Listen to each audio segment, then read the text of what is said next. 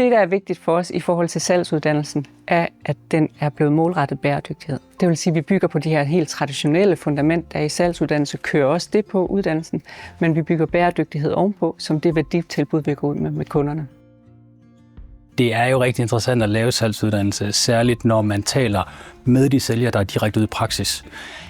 De er virkelig gode. Altså, der er rigtig mange ting, som man har lavet i LCL, som rent faktisk er værdiskabende for kunderne. Det, der selvfølgelig er nødvendigt, det er, at de lærer at bringe den viden ud til kunderne, så det skaber reel kundeværdi.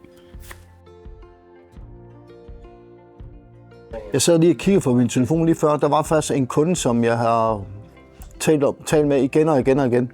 Og det viser sig, at de har faktisk meget mere fokus på bæredygtighed, end jeg lige forventet. Og det er jo fordi, jeg ikke har stillet de rigtige spørgsmål, så jeg har fået den information frem. Vi har valgt lige nøjagtigt den her uddannelse, fordi den passer rigtig godt på LCL. Men har I så også styr på jeres egen værdikæde i forhold til bæredygtighed? Min kunde er nemlig... Måden på, hvor vi måske begynder at lave nogle strukturerede spørgetilgang til kunderne for at afdække, hvad niveau de er på. Og også blive mere fokuseret på at sige, alt efter hvor kunden er, på hvilket niveau, hvordan kan vi så matche kunden? Og der, hvor vi måske oplever en kunde, som er knap så moden på bæredygtighed, det er måske reelt set der, vi skal sætte mest ind, fordi der har vi mest at flytte med. Mange sælgere har jo den tendens til at tænke, at bæredygtighed ikke er relevant at tale om med kunderne, enten fordi de ikke føler sig kompetente, eller fordi de tænker, at kunderne de vil alligevel ikke betale noget for bæredygtighed, så behøver vi jo ikke at tale om det. Men virkeligheden er jo, at langt de fleste af de ting, som LCL leverer til kunderne, er jo gratis ydelser. At LCL har en EcoVadis Platin rating er jo en gratis ydelse, men kunderne sætter ikke pris på det, fordi de ikke forstår det.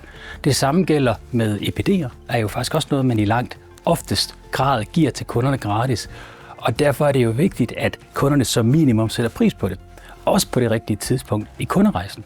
Fordi at kunder opdager ret ofte, at de skal bruge EPD'erne til sidst i forløbet, men der har de jo købt og betalt det hele.